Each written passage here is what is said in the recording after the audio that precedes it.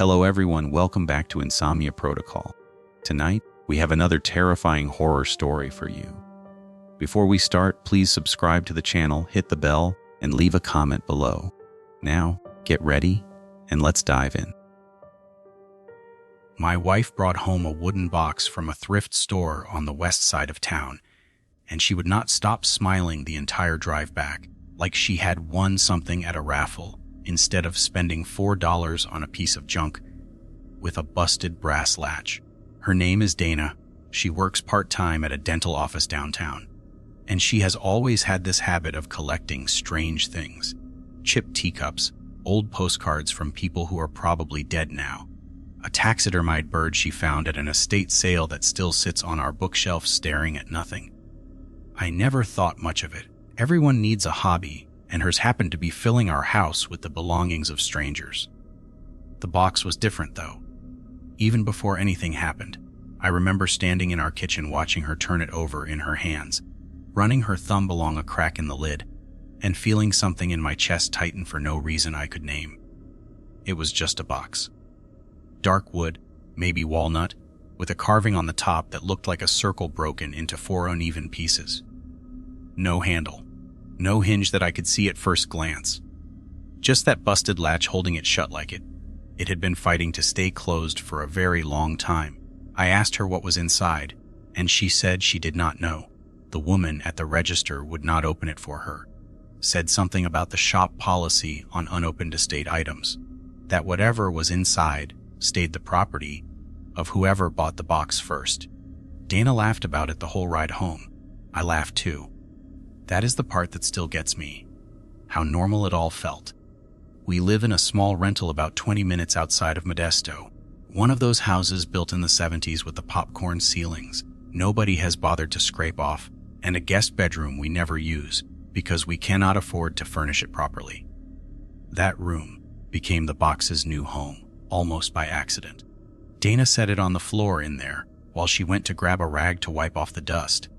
And by the time she came back, we had both gotten distracted by dinner, and the box just sort of stayed. For about a week, nothing happened.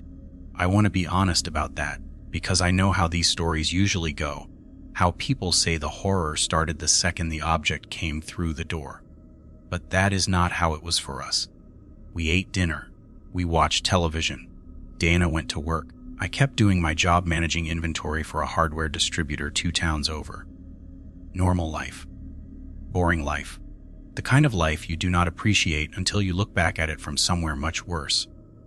The first thing I noticed, and I did not think anything of it at the time, was that Dana started closing the guest bedroom door every night before we went to sleep. She had never done that before. When I asked her about it, she just shrugged and said the room gave her a weird feeling, like there was a draft coming from somewhere, even though that side of the house does not have any windows that open. Then came the night I heard it for the first time. It was maybe 2 a.m, and I woke up because I needed water. The hallway outside our bedroom was dark except for the strip of light under the guest room door, which did not make sense, because I was positive we had turned every light off before bed. I stood there for a second just looking at that thin yellow line on the carpet, and that is when I heard footsteps. Not walking footsteps, pacing, slow, deliberate, bare feet moving back and forth across the floorboards, heel to toe, like someone measuring the length of the room over and over again. I almost opened that door. My hand was actually on the knob before something stopped me, some instinct I still cannot fully explain, and instead I went back to our bedroom and shook Dana awake. She looked at me like I had lost my mind. She said she had not heard anything. She said I probably dreamed it. I wanted to believe her. I really did. 2 days later, I found a folded piece of paper tucked inside the lid of the box, which had somehow come open on its own sometime while we were at work. Dana swore she never touched the latch. I believe her, because when I picked up that paper, my hands were shaking before I even unfolded it, like some part of my body already understood what I was about to read. It was a list. 7 items, written in a shaky, uneven handwriting that looked like it belonged to someone very old, or someone in a great deal of pain. The first line was the only thing I could bring myself to read that night.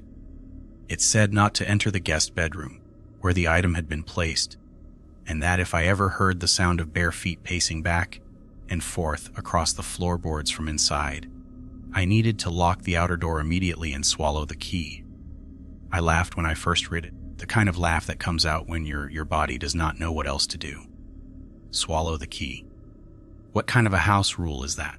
I set the paper down on the kitchen counter and told myself it was some kind of joke left by whoever had owned the box before us, a prank, maybe even part of the thrift store's marketing, some strange gimmick meant to make secondhand junk feel more interesting than it actually was. Dana did not laugh when she read it. She went very quiet, and she picked up the paper and read it twice, and then she looked toward the hallway, where the guest bedroom door was standing open, the way it always stood open now no matter how many times we closed it, and she said we should probably keep the door locked from now on, just to be safe, just in case. I did not know then how many more rules were still folded inside that box, waiting for us to find them one at a time, each one arriving exactly when we needed it least. I did not know that the pacing in the guest room would only be the first sound this house would learn to make.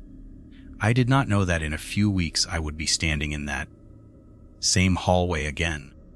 Except this time, the strip of light under the door would not be yellow anymore. It would be a color I did not have a name for, and the footsteps would not be pacing anymore. They would be walking straight toward the door, slow and steady, like something that finally knew exactly where it was going. That night, though all I knew was that my wife had brought something home from a thrift store, and it had brought a set of rules with it, and somewhere in the back of my mind a very small, very quiet voice was already telling me that we should have left it on that shelf where we found it. We did not listen. For 3 days after we found that first rule, nothing in the house made a sound that did not belong there. I want to say we relaxed, but that would not be honest. We just got quieter. Dana stopped humming along to the radio in the mornings. I stopped leaving my shoes by the front door because the sight of them sitting there alone at night started to bother me in a way I could not explain. We kept the guest bedroom door shut, and we did not talk about what was behind it, as if silence was its own kind of lock. I went back to work that Monday, mostly because I needed something normal to hold on to. My job is not exciting. I track pallets of drywall screws and plumbing fixtures for a distributor that supplies half the hardware stores in the county. But that day I found myself grateful for how boring it was. Numbers on a screen do not pace back and forth on floorboards. Numbers on a screen do not leave notes. Dana called me around 2 p.m. Her voice sounded strange thin, like she was trying very hard to sound normal and not quite managing it. She said she had been cleaning the hallway mirror, the big one we inherited from her grandmother that hangs across from the guest room door, and that while she was wiping it down, she thought she saw movement behind her reflection, something dark passing along the far wall of the hallway, even though nothing was actually there when she turned around. I told her it was probably just her own shadow or a trick of the afternoon light coming through the kitchen window. She agreed with me too quickly, the way people do when they want to be talked out of something they already believe. That night I found the second piece of paper. It was not in the box this time. I looked, because by then I had started checking the box every evening out of some compulsion I did not fully understand, but the lid was closed and the latch was fastened the way it always was when we were not actively holding the thing open. Instead, the paper was sitting folded on the bathroom counter, right next to the sink, in a spot I know for a fact was empty when I brushed my teeth that morning. My hands were steadier this time when I opened it, mostly because some numb part of me had already accepted that this was simply how things worked now. The handwriting matched the first note exactly, same shaky, pressed down letters, like whoever wrote it had been gripping the pen too hard. Never look into any mirror or glass window after 10 at night, it said. If your wife catches her reflection smiling back at her while she is staring blankly at the wall, do not touch her shoulder. Throw a handful of coarse salt over her head instead. I read it 4 times standing in that bathroom with the door open and the hallway light glowing behind me. And each time I read it, the sentence about the reflection smiling on its own felt less like a warning and more like a description of something that had already happened somewhere to someone and had simply been waiting for its turn to happen again. I did not tell Dana about the note right away. I know that sounds bad now looking back, but I want to explain why. She had already gone quiet and careful in a way that scared me almost as much as the house did, and some part of me thought if I kept this rule to myself, I could just make sure the clock never got the chance to matter, that I could keep her away from every mirror in the house after dark without ever having to explain why. That plan lasted exactly one night. It was 9:40 when I noticed her missing from the living room. I had been half asleep on the couch with the television playing, something neither of us was actually watching, and when I opened my eyes, she was gone, and the remote was sitting untouched on the cushion where she had been sitting. I called her name. No answer. I got up, and that is when I saw the hallway light was off, which did not make sense because we had agreed after the first note to keep every light in the house burning until midnight no matter what. I found her standing in front of her grandmother's mirror. She was not doing anything. That was the part that unsettled me most, more than any sound could have. She was just standing there in the dark hallway with her arms hanging loose at her sides, staring straight ahead at the wall beside the mirror, instead of at her own reflection, her face completely blank, the way a person's face goes blank right before they fall asleep sitting up. I said her name again, softer this time, and she did not answer, did not blink, did not move at all except for a slow, steady breathing that seemed too even, too practiced, like it was being performed rather than done. I looked at the mirror. I should not have looked at the mirror. Her reflection was smiling. Not a small smile either. It was wide stretched, the kind of expression a real human face is not built to hold for long without the muscles trembling, and yet the reflection held it perfectly still, lips pulled back just enough to show teeth that looked slightly too even, slightly too white for a woman who drank as much coffee as Dana did. The real Dana, the one standing 3 feet in front of me, had no expression on her face at all. I remembered the note in my pocket. My hand was already moving toward the kitchen before I had fully decided to move it, grabbing the box of coarse sea salt we kept above the stove for pasta water, my fingers clumsy and too fast, spilling half of it across the counter before I even got back to the hallway. I did not touch her shoulder. Every instinct in my body wanted to grab her and shake her awake, but the note had been specific, and by then I had learned that specific was the one thing these instructions never wasted words on. I threw a handful of salt over her head instead, and it scattered down across her hair and her shoulders in a pale, uneven cloud. She blinked. Her whole body flinched like she had been startled out of a dream, and she looked at me with wide, frightened, very human eyes, and she asked me why I had just thrown salt at her. And I looked past her at the mirror, and the reflection staring back now matched her expression exactly, confused, scared, ordinary.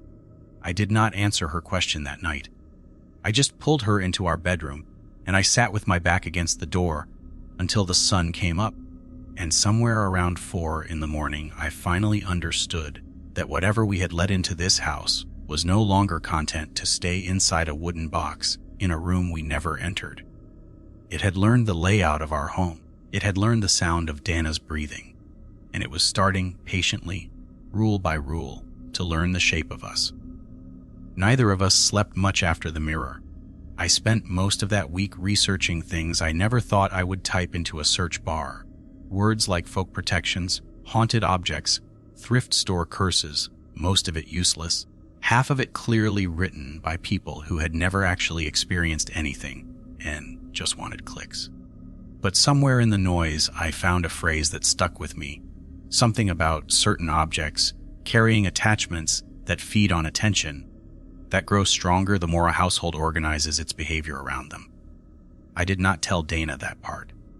She was already rearranging her whole day around a piece of furniture she could not fully explain, and I did not think she needed one more reason to feel like our lives had shrunk down to fit inside a set of rules written by a stranger.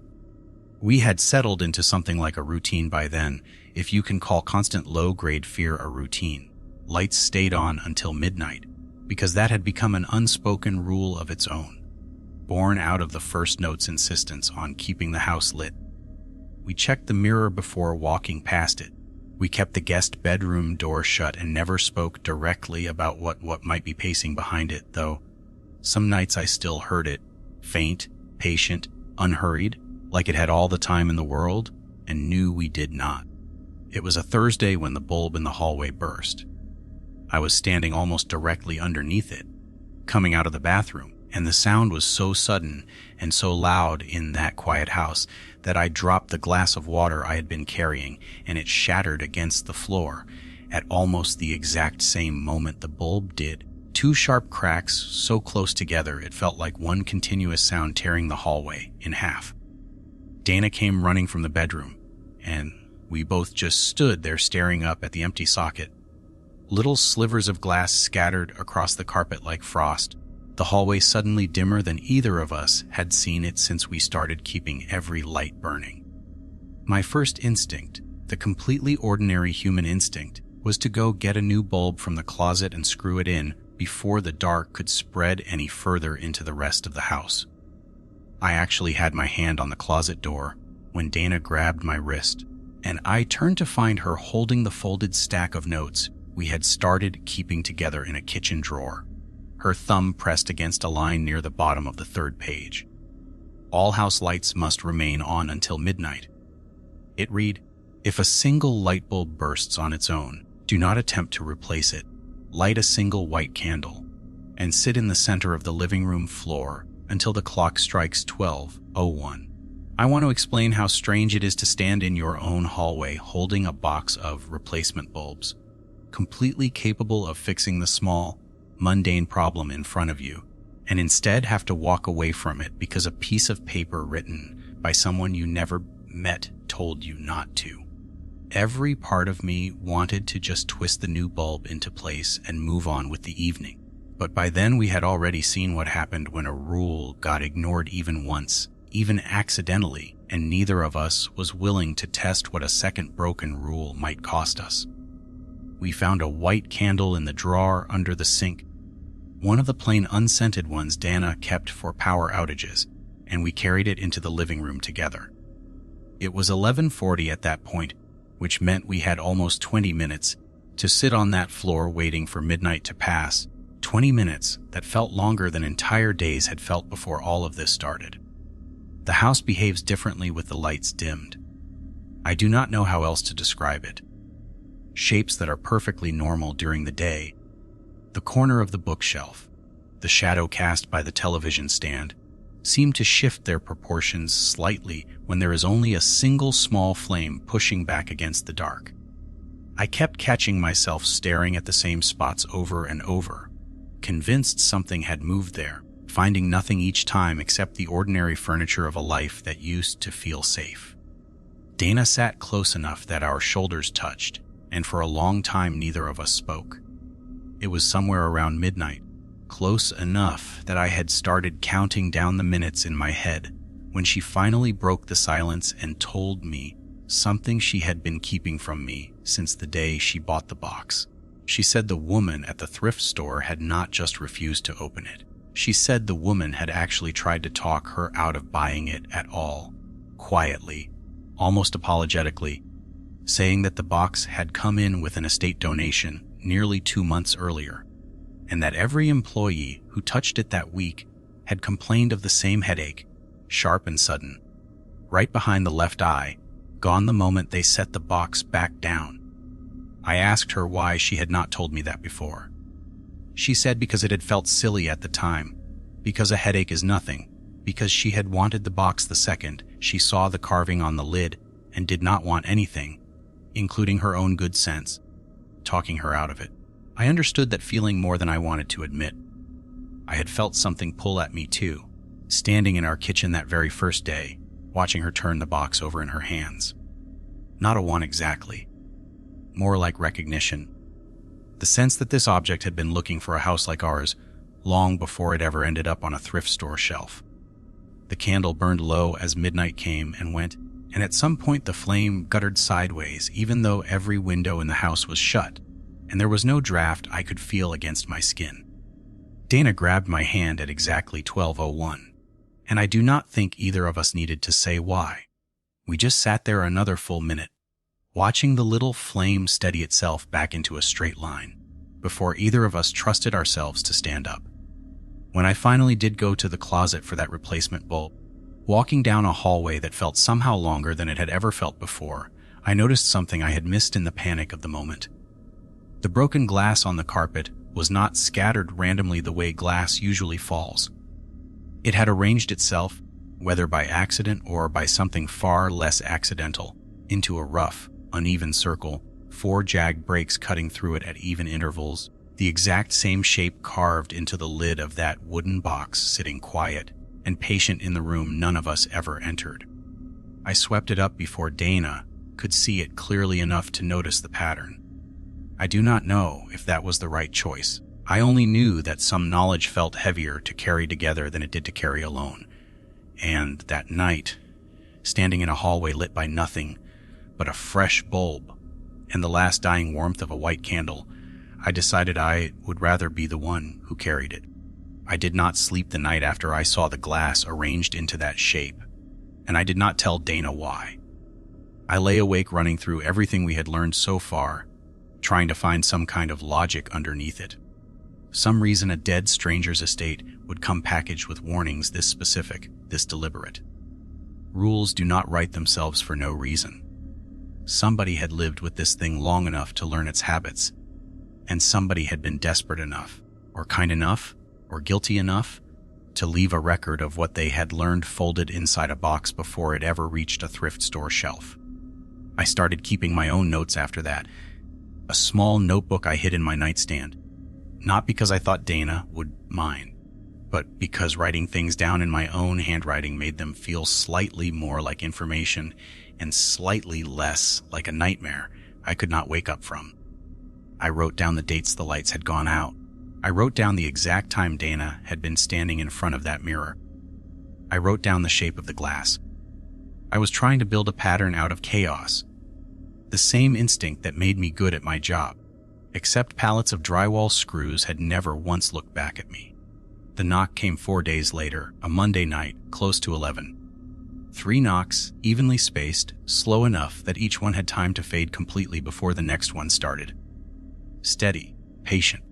The kind of knock you would use if you had knocked on that same door 1,000 times before, and were in absolutely no hurry to be let in. Dana was in the kitchen when it happened, and I was on the couch, and we both froze at the exact same moment, the way people do when a sound arrives that does not match anything they were expecting to hear. Our house does not get visitors after 9 most nights. We live at the end of a gravel road with exactly 2 neighbors, both of them older, both of them long asleep by that hour, and neither one of them has ever, not once in the 2 years we have lived there, walked over to knock on our door instead of just calling first. I stood up before I had decided to stand up, and I was already 3 steps toward the front door, my hand halfway raised toward the deadbolt, when Dana said my name in a voice sharp enough to stop me completely. She was holding the stack of notes again. She had gotten faster at finding the right page each time this happened, faster in a way that broke my heart a little, because it meant some part of her had already accepted that we were going to need these instructions on a regular basis from now on. If someone knocks 3 times on the front door in a steady, slow rhythm, do not look through the peephole. The note said, "No one living outside will ever knock like that after dark. It is just testing to see if you remember who let the item in." I stood in the middle of our living room with my hand still hovering near the deadbolt, staring at that peephole from 6 feet away like it was a loaded gun pointed straight at my eye. The knock came again while we stood there, 3 slow beats, exactly the same rhythm as before, patient in a way that made my skin crawl worse than any frantic pounding could have. Testing to see if you remember who let the item in. I understood the sentence the moment I read it, and understanding it made everything worse. Dana had bought the box. Dana had carried it into our house and set it down in the guest bedroom with her own 2 hands. Whatever this thing was, it wanted us to remember that detail, wanted it kept fresh and sharp in our minds, and I had a sick feeling that forgetting, or denying it, or trying to undo it somehow mattered a great deal to whatever was standing on the other side of that door. We backed away together, all the way into the kitchen, and we sat at the table with the lights blazing overhead and listened as the knocking continued. 3 beats, silence, 3 beats, silence, for what felt like 20 minutes, but was probably closer to 5. Then it stopped. All at once, no fading out, no trailing off, just an abrupt and total silence that felt somehow louder than the knocking had been. Neither of us went near the front door again that night. We checked the deadbolt from a distance, using the kitchen broom to nudge it fully closed, both of us too afraid to get within arm's reach of that door, even though logically we knew a lock either holds or it does not, and standing 3 feet back from it changes nothing about whether it will keep something out. It was Dana who brought up the estate sale angle again the next morning, sitting across from me at that same kitchen table with 2 cups of coffee neither of us had touched. She said she wanted to go back to the thrift store to talk to that same woman who had tried to warn her off buying the box in the first place, to see if there was anything else the woman knew that she had not said out loud that day. I did not love the idea of leaving the house unattended, not with a box sitting in our guest bedroom that seemed to be growing more active by the week, but staying home and doing nothing had already proven itself to be its own kind of danger. We agreed to go together that afternoon during daylight hours, when whatever haunted our nights seemed to have the least power over the house. The drive to the thrift store took 18 minutes, and Dana spent most of it staring out the passenger window, without saying much of anything, her hand resting flat against her thigh like she was steadying herself for something. I did not push her to talk. I had learned by then that some silences were just her way of gathering the courage to say whatever came next, and I did not want to rush her into saying it before she was ready. When we finally pulled into the gravel lot, behind that dusty storefront, its windows crowded with mismatched furniture and taxidermy nobody wanted, Dana turned to me and said the thing that had apparently been sitting in her chest since the knocking started the night before. She said she was starting to believe the box had not simply ended up on that shelf by accident. She said she was starting to believe it had been waiting there, specifically for someone exactly like her to walk in and take it home. I did not have an answer for that. I still do not really. But I remember reaching over and squeezing her hand as we sat in that parking lot, both of us staring at the front door of a store that suddenly did not look like an ordinary thrift shop anymore, and thinking that whatever we were about to learn inside, it was probably going to be the kind of thing neither of us could walk back out from unchanged. The bell over the door gave a small, tired jingle when we walked in, and the smell hit me the way it always does in places like that, old paper and mothballs, and something underneath it I could never quite name, like dust that had been sitting undisturbed for decades, finally getting stirred up by footsteps. The store was mostly empty, except for an older man flipping through a crate of vinyl records near the back wall, and behind the register stood a woman I recognized immediately from the way Dana's whole body went stiff beside me. She was maybe 60, gray hair, pulled back in a low bun, wearing a cardigan despite the heat outside, and when she looked up and saw Dana, her expression did something complicated, recognition and worry arriving on her face almost at the same moment. Dana did not waste time on small talk. She walked straight up to the counter and asked, quietly, if the woman remembered her, remembered the box with the broken latch, remembered trying to talk her out of buying it. The woman's hands went still on the register. She glanced past us toward the front windows, toward the empty parking lot, as if checking to make sure no one else was about to walk in and interrupt whatever conversation was about to happen. And then she asked us to follow her into the back room, away from the register, away from the man still flipping through records who did not look up once the entire time. The back room was smaller than I expected, crowded with unsorted donation bags and a folding table covered in half-finished price tags. The woman introduced herself as Marlene, said she had managed that store for almost 15 years, and said that in all that time she had learned there were certain donations you simply did not want to touch with bare hands if you could help it. She told us the box had come in as part of a much larger donation. An entire storage unit's worth of belongings dropped off by a man who said he was clearing out his late aunt's estate. He had not stayed to answer questions. He had signed the donation paperwork with a hand that Marlene described as shaking so badly the signature was barely legible, and he had left without taking a receipt, which she said almost no one ever does, because everyone wants the tax write-off. Most of the estate had been ordinary: furniture, clothing, kitchenware, but the box had been wrapped separately from everything else, sealed inside 3 layers of plastic sheeting, and tucked into an old pillowcase, as if someone had wanted it kept apart from the rest of the belongings even in transit. Marlene said that when she finally unwrapped it to price it for the shelf, she felt a headache start behind her left eye, almost instantly, sharp and sudden, the same way Dana had already told me. She said 2 other employees who handled the box in the following weeks reported the exact same thing. One of them, a younger woman named Priya, apparently refused to work the sales floor at all after her second encounter with it, quitting less than a week later without giving Marlene much of an explanation beyond saying she did not feel safe in that building anymore. I asked Marlene if she knew anything about the aunt the box supposedly belonged to. She hesitated for a long moment before answering, the kind of hesitation that told me she had already decided how much of this story she was willing to share with strangers before we ever walked through her door that day. She said the man who dropped off the donation had mentioned, almost in passing, that his aunt had lived alone for the last several years of her life, and that neighbors had eventually reported to the county that they had not seen her outside her house in longer than anyone could remember.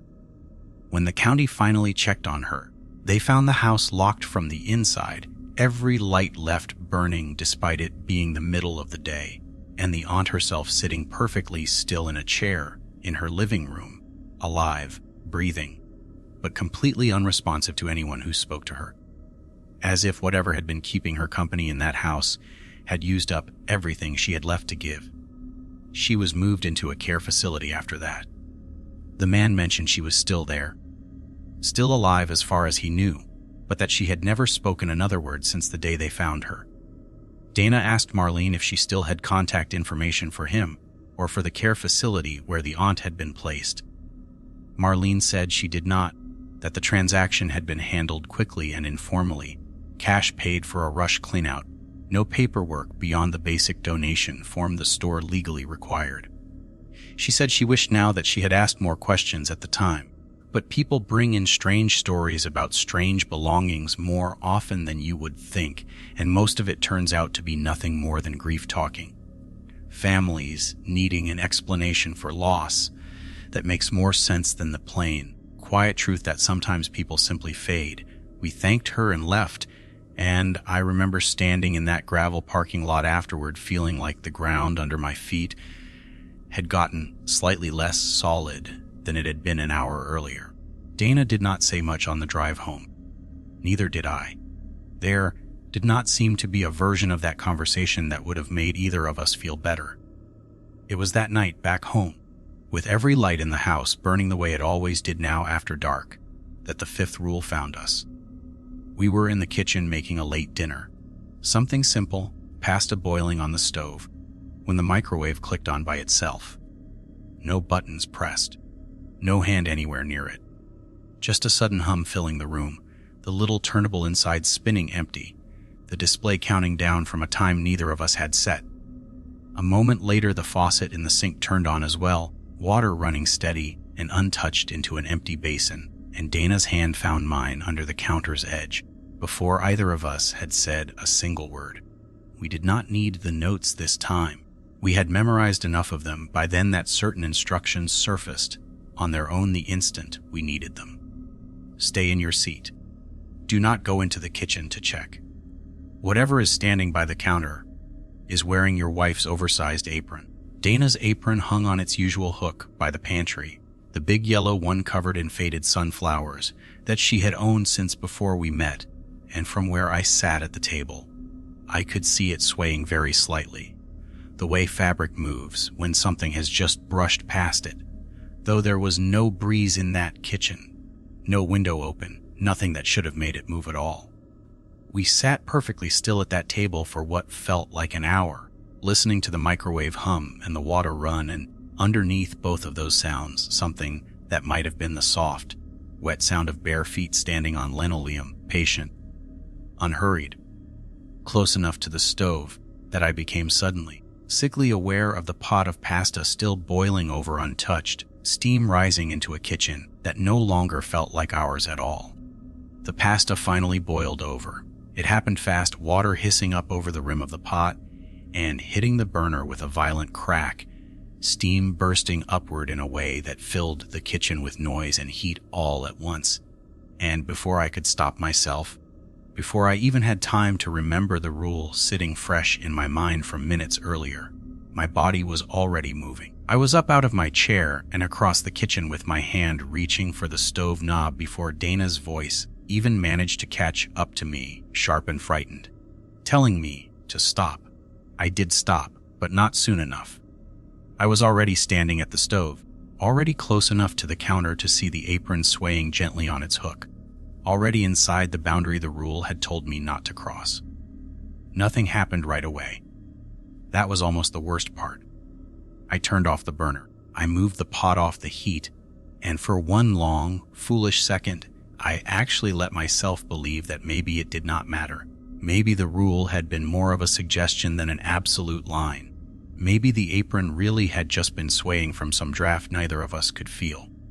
Then the microwave stopped humming all at once, and the water in the sink shut off in the same instant, and the silence that followed was so complete and so sudden that I could hear my own pulse in my ears. Dana grabbed my arm and pulled me back to the table without a word, and we sat there together for a long time after that, neither of us touching the pasta, neither of us willing to speak first, both of us waiting for something that never quite arrived that night. Eventually we went to bed, but neither of us slept, and somewhere around 3 a.m, I finally admitted out loud what I had been trying not to think about since the moment I stood up from that chair. I told Dana I thought I had broken the rule. I told her I thought this was my fault. She did not blame me, not out loud, but I could see something shift behind her eyes, a kind of exhausted resignation, like she had been waiting for one of us to slip up eventually and was simply relieved, in some small, terrible way, that it had happened to me instead of to her. The consequence found us the next evening.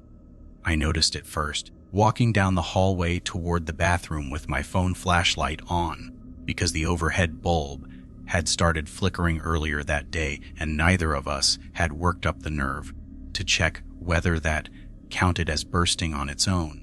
I happened to glance up at the ceiling near the corner by the guest bedroom door, the same corner that had always been perfectly ordinary before, painted the same flat eggshell white as the rest of the house. There was liquid there, thick, black, glistening faintly in the beam of my flashlight, and it was not dripping down the way liquid is supposed to. It was moving upward slow, viscous beads climbing against gravity toward the ceiling's center, gathering there in a small dark pool that seemed to pulse very faintly, like something breathing just beneath the plaster. I froze in that hallway for what felt like a full minute, my flashlight beam shaking slightly because my hand had started to tremble, and every instinct in my body wanted to run, get a rag, get a bucket, do something practical and human about a substance leaking through my own ceiling. I thought of the exposed light bulb, of the mirror, of the pasta boiling over, and I made myself remember, before my hands could betray me again, that this house did not reward practical instincts anymore. I made myself think instead of the notes we kept in that kitchen drawer, and my memory supplied the words, before I even needed to go check them, because I had read that page so many times by then it had burned itself into me completely. Because the rule was already broken, check the corners of the ceiling in the hallway. If you see a thick, black liquid dripping upward onto the plaster, do not wipe it away. Turn off your phone and do not make a single sound. I turned my flashlight off immediately, plunging the hallway into a darkness broken only by the thin strip of light leaking out from under our bedroom door further down the hall, and I stood absolutely still, my back pressed against the wall opposite the guest room, my breathing so shallow it barely counted as breathing at all. The silence in that hallway had a texture to it I had never noticed before, kind of pressure against my ears, like being underwater, like the whole house was holding something in and waiting to see whether I would be the one to let it out first. I do not know how long I stood there, long enough that my legs started to ache from standing rigid in one spot. Long enough that I began to hear, very faintly, somewhere above the ceiling itself, a slow dragging sound moving from one end of the hallway to the other, patient, unhurried, matching almost exactly the rhythm of the pacing we had first heard coming from inside the guest bedroom. Dana found me there almost 20 minutes later, standing frozen in the dark with my phone clutched, dead and useless in my hand, and I do not think I have ever been more grateful to hear another human voice in my life than I was the moment she whispered my name from the far end of the hallway, careful and quiet, clearly having pieced together on her own exactly what must have happened without me needing to explain a single word of it. We did not speak until we were both back in our bedroom with the door shut and the lamp turned on. When I finally told her what I had seen on the ceiling, her face went pale in a way I had not seen since the night at the mirror. And she said something that has stuck with me every day since. She said she did not think these rules existed to protect us from the box itself. She thought they existed to protect us from what happens after you make a mistake, from the space between breaking a rule and whatever comes to collect on it, and that the real danger was never the object sitting quiet in that guest bedroom at all. The real danger, she said, was every small human moment of forgetting, every reflex, every instinct we could not quite train ourselves out of fast enough. And I remember lying awake long after she finally fell asleep that night, staring up at our own bedroom ceiling, watching it very closely for any sign at all that something dark might already be starting, somewhere I could not yet see, to climb. Something changed in the house after that night in the hallway, and it took me almost a week to admit to myself what it was. The pacing in the guest bedroom did not stop. The lights still needed watching until midnight. The mirror still demanded caution after 10, but underneath all of that, in the small, quiet spaces of our daily life, something had started to shift in Dana herself, and it was subtle enough at first that I kept telling myself I was imagining it. She started spending more time near the guest bedroom door. Not going in, never going in, but standing outside it, sometimes for 10 or 15 minutes at a stretch, her palm resting flat against the wood like she was checking for a heartbeat. When I asked her about it the first time, she said she just wanted to make sure it was still locked. The second time, she said she thought she could hear something moving in there that was not quite the pacing, something softer, almost like breathing. The third time, she did not have an answer ready at all. She just looked at me like she was surprised to find me standing behind her, like she had lost track of how long she had actually been there. I brought it up with her directly on a Tuesday evening while we were doing dishes, trying to keep my voice as gentle and unaccusing as I could manage, and she got defensive in a way that was not like her at all, sharp and quick, telling me I was making a big deal out of nothing, that she was allowed to worry about a locked door in her own house without me treating her like a suspect. I let it go that night, but I started paying closer attention after that, the way you learn to watch for small changes in someone you love without ever letting them catch you watching. I noticed she had stopped eating breakfast most mornings, saying she was not hungry, though she had always been the one who insisted on a real meal before work, coffee never being enough on its own for her. I noticed she had started leaving her phone face down on every surface she set it on, something she had never done before. And once, when it lit up with a message from her sister, she snatched it up so fast, she nearly knocked over her water glass. I noticed the way she sometimes went very still in the middle of a conversation, her eyes losing focus for just a second or two before snapping back to whatever we had been talking about, as though something had briefly pulled her attention somewhere else entirely. I told myself it was stress. I told myself anyone would act strange living the way we had been living for the past several weeks, jumping at every sound, rationing our own house's lighting like it was medicine, memorizing a stranger's handwritten warnings well enough to recite them in our sleep. I told myself Dana was allowed to fray a little at the edges the same way I felt myself fraying, and that it did not have to mean anything more sinister than exhaustion. But then came the night I woke up and found her side of the bed empty at 2 a.m, and I followed the thin sliver of light down the hallway to find her sitting cross on the floor directly in front of the guest bedroom door, her forehead resting gently against the wood, her lips moving in a whisper too quiet for me to make out any actual words. I said her name softly, not wanting to startle her, and it still took 3 tries before she finally turned to look at me, and when she did, there was a strange, faraway calm in her expression that unsettled me more than fear ever could have. She said she had been talking to it. She said it had started answering back, not out loud exactly, more like a feeling that arrived fully formed in her mind, an understanding rather than a sound. I asked her what it had told her. She said it told her it was lonely. She said it told her the aunt from the estate had kept it company for years, had learned all its rules and followed them faithfully, right up until the day she stopped being able to follow them at all, and that ever since then it had been waiting, patient and quiet, inside a box, inside a pillowcase, inside a storage unit, inside a thrift shop for a house exactly like ours to open its door and let it back in. I pulled her away from that door as gently as I could manage, and I walked her back to our bedroom, and I sat up the rest of that night watching her sleep, trying to convince myself that what she had described was nothing more than exhaustion talking, the mind's way of making meaning out of fear when it has been forced to live inside fear for too long without any relief. I wanted very badly to believe that. I think some part of me even managed it for a few hours, somewhere around dawn, when the ordinary gray light of morning made everything from the night before feel a little less real. But 2 days later, I found the 7th piece of paper, and unlike every note before it, this one was not sitting in a drawer or folded inside the box or left on a bathroom counter.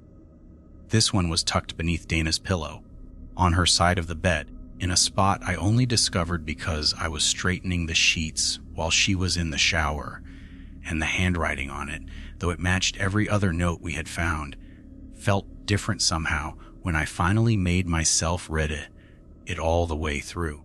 It felt less like a warning meant to protect us, and more like an instruction meant to prepare me for something that had already, quietly, irreversibly, begun. I sat on the edge of our bed, holding that 7th note for a long time, before I actually made myself read it in full.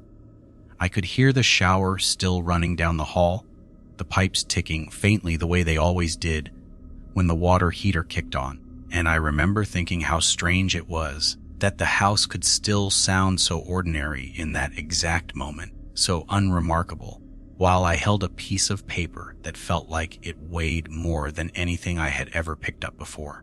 If your wife asks you to open the box from the thrift store just one more time to check inside, it said, lock her out of the bedroom and run out the back door. She is no longer the one who bought it. I read that last line 4 or 5 times, trying to make it mean something less than what it obviously meant. She is no longer the one who bought it. I thought about the way Dana had been sitting in front of that guest room door at 2 a.m, forehead pressed to the wood, whispering to something that had apparently started whispering back. I thought about the missed breakfasts, the phone turned face down, the moments her eyes went distant in the middle of ordinary conversations. I had been telling myself for over a week that these were symptoms of stress, of fear, of living too long inside a situation no reasonable mind was built to withstand.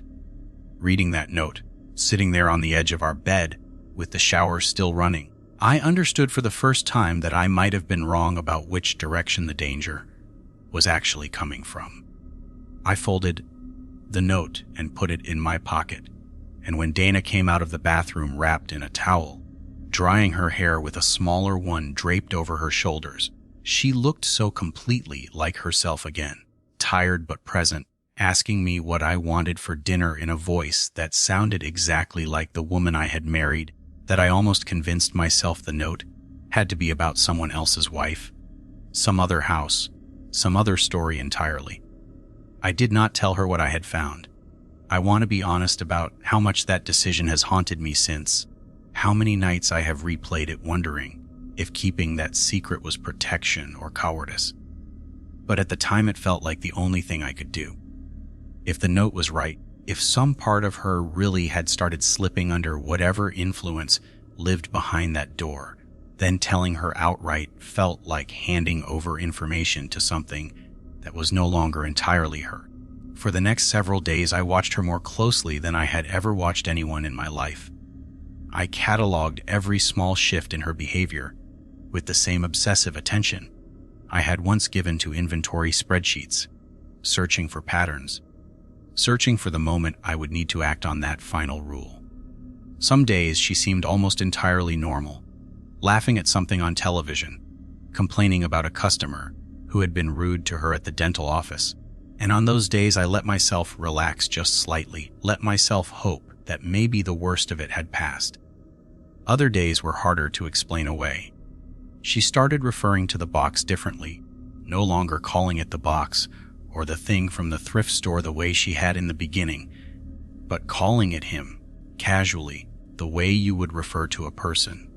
And each time she did it, she seemed not to notice she had said it at all. She began humming a tune I did not recognize while she did the dishes, low and tuneless, something that made the hair on my arms stand up every time I heard it drifting from the kitchen. And twice, only twice, but twice was enough, I woke in the middle of the night to find her not beside me and not in the hallway either, but simply gone from the bed entirely for stretches of time she could never quite account for afterward, always returning eventually with a vague, distracted explanation about needing water or checking a noise, an explanation that never once matched the amount of time she had actually been missing. It was on the 9th night after I found that final note that she finally said it out loud. We were lying in bed, the lamp still on because neither of us had gotten comfortable turning it off completely even well past midnight anymore. And she rolled toward me with an expression I had not seen on her face in weeks. Something almost pleading, almost desperate, and she asked me if we could open the box together. Just once, just to see what was actually inside it, because she said she could not stand not knowing anymore. Because she said whatever answer waited inside that box had to be better than living the rest of their life, following rules written by a stranger for reasons neither of us fully understood. I felt the folded note in my nightstand drawer, like it had suddenly gained weight, like it was pressing down through the wood, through the mattress, straight into my chest. I told her we could talk about it in the morning. I told her we were both exhausted and that decisions like that deserved daylight and a clear head instead of 2 in the morning and a lamp that had been burning far too long. She studied my face for a moment, and something in her expression flickered, something I could not fully read, somewhere between disappointment and a patience that did not feel entirely like hers, before she finally nodded and rolled back over, murmuring that we would talk about it tomorrow then, her voice trailing off into sleep, or something that looked enough like sleep that I eventually let my own eyes close as well. I woke up sometime before dawn to the sound of the guest bedroom door creaking open down the hall, slow and deliberate. And when I reached across the bed for Dana, my hand found nothing but cold, empty sheets. I was out of bed before I had even fully processed what I was doing. moving down that hallway in the gray, almost light of early morning with my heart slamming so hard against my ribs I could feel it in my throat. The guest bedroom door stood open, all the way open, further than I had ever seen it, and the light spilling out from inside was not the warm yellow of a lamp or the harsh white of an overhead bulb. It was something dimmer than that, something with a faint gray cast to it, like the light itself had aged. Dana was kneeling on the floor in the center of that room, the wooden box open in front of her for the first time since it had entered our house, its lid tilted back at an angle that exposed a darkness inside deeper than the size of the box should have allowed. She was not looking at me. She was not looking at anything in particular. She was simply kneeling there with her hands resting loosely in her lap, staring down into that open box with an expression of perfect, peaceful stillness that made my stomach drop straight through the floor. I said her name from the doorway, careful, quiet, the way you would speak to someone standing too close to a ledge. She turned her head toward me slowly, and for a moment, just a moment, I saw something in her eyes that was not quite Dana, a flatness behind the familiar color of them, gone again so fast I could almost convince myself I had imagined it. She smiled at me, small and tired, and said good morning, like this was any other day, like she had not just spent the early hours of dawn kneeling in front of an open box that every rule we owned had warned us never to approach. She asked me, very calmly, if I wanted to see what was inside. I thought about the note folded in my nightstand drawer, about the exact words written there in that shaky, pressed-down handwriting. If your wife asks you to open the box, just one more time to check inside. Lock her out of the bedroom and run out the back door. She is no longer the one who bought it. I told myself the wording mattered. She had not asked me to open it. It was already open, sitting there between us with its lid tilted back, and some frantic, desperate part of my brain tried to convince the rest of me that this technicality meant I still had time, that the moment described in that note had not fully arrived yet, that I could still find some other way through this that did not require me to do the thing I most dreaded doing. Dana pushed herself up from the floor and crossed the room toward me, moving with an easy, unhurried grace that did not match the exhaustion I knew she had been carrying for weeks, and she reached out and took both of my hands in hers, her skin cold in a way that made me flinch before I could stop myself. She said she understood everything now. She said the aunt who had owned this box before us had not been a victim at all, not the way we had assumed. She said the aunt had made a choice, freely, willingly, to let something keep her company after years of being alone, and that the silence everyone mistook for tragedy had actually been peace, a kind of peace neither of us could understand from the outside looking in. She said the rules were never meant to keep the entity away from us. They were meant to keep us alive and functioning long enough to reach exactly this moment, the moment where we finally chose on our own, whether we wanted what the aunt had wanted. She asked me to open it with her, just one more time, just to look all the way inside together so I could understand what she now understood. And there it was, spoken plainly, exactly the phrase the note had warned me about, and I felt the entire weight of the last several weeks collapse down into that single instant. Every broken light bulb, every reflection, every knock at the door, every drop of black liquid climbing against gravity across our ceiling, all of it narrowing down to this one choice, standing in a doorway with my wife's cold hands wrapped around mine. I pulled my hands free. She looked confused for half a second, hurt even, an expression so achingly familiar and human that it nearly broke my resolve completely, and I hated myself in that moment more than I have ever hated myself for anything, because I knew what the note required of me, and I knew I had run out of time to find some gentler alternative. I stepped back through the doorway and slammed it shut, and I turned the lock with hands that were shaking so badly it took 2 tries to catch the mechanism properly. And on the other side of that door I heard Dana's voice change entirely, the warmth draining out of it in an instant, replaced by something low and layered, like 2 voices speaking at once slightly out of sync with each other, calling my name in a tone that no longer sounded like pleading at all. It sounded like command. I did not stop to listen for more. I ran.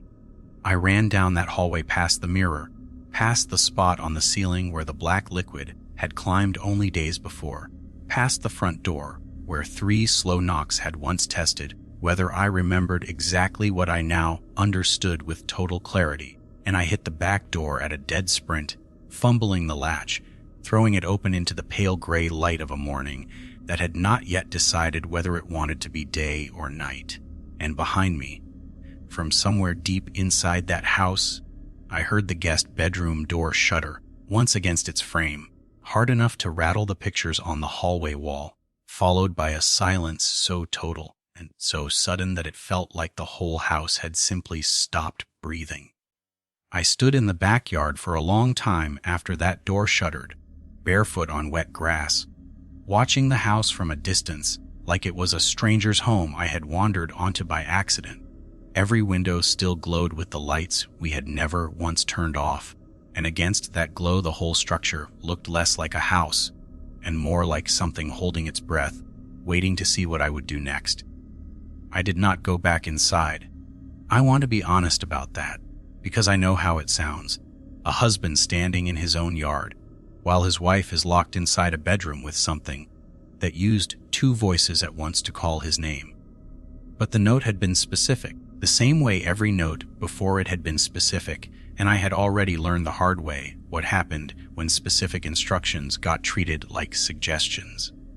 I walked to my car with legs that barely felt like my own, and I drove to the end of our gravel road, and I sat there with the engine running and my hands locked around the steering wheel until the sun finally cleared the tree line and turned the sky a color that felt almost normal again.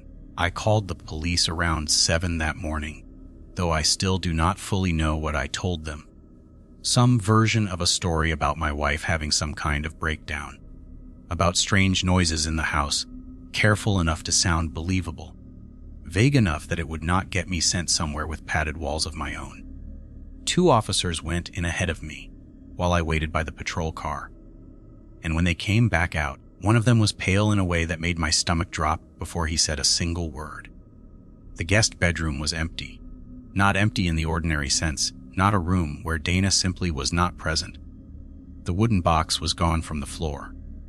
The latch on that door, the one I had locked myself with shaking hands, was found from the inside, twisted almost fully around, as though someone or something had wanted very badly to be let out and had given up partway through, leaving the mechanism bent into a shape that no lock like that should have been able to bend into at all. Dana was gone.